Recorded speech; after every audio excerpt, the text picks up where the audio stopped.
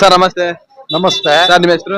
ಲಿಂಗರಾಜ್ ಅಂತ ಹೇಳಿ. ಸರ್. ನಾವು ಹೊಸ ವರ್ಷದ ಶುಭಾಶಯಗಳು ನಿಮ್ಗೆ. Thank you sir. ನಾವು ಸ್ಟಾರ್ಟಿಂಗ್ ಇಂದ ಎಂಡ್ ವರ್ಗು ಬಿಗ್ ಬಾಸ್ ನ ನೋಡ್ಕೊಳ್ತಾ ಬರ್ತಾ ಇದೀವಿ. ನಮಗೆ ಆಸೆ ಇರೋದು ಗಿಲ್ಲಿ ಗೆಲ್ಬೇಕು, ಗಿಲ್ಲಿನೇ ಗೆಲ್ತಾನೆ ಅನ್ನೋ ನಂಬಿಕೆ ದೇವರಲ್ಲಿ ಪ್ರಾರ್ಥನೆ ಮಾಡ್ತಾ ಇದೀವಿ.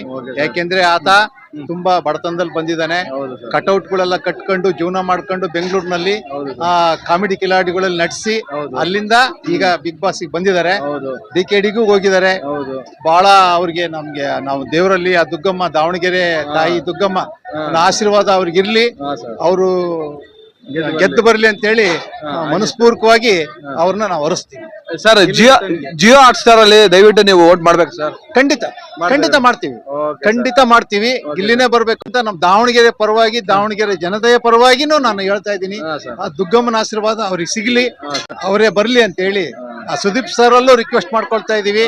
ಅವ್ರಿಗೆ ಸಹಕಾರ ನೀಡ್ಬೇಕು ಅಂತ ಹೇಳಿ ನಮ್ಮ ಆಸೆ. ತುಂಬಾ ಧನ್ಯವಾದಗಳು ಸರ್, ತುಂಬಾ ಚೆನ್ನಾಗಿ ಮಾತಾಡಿದ್ರ. Okay, thank you.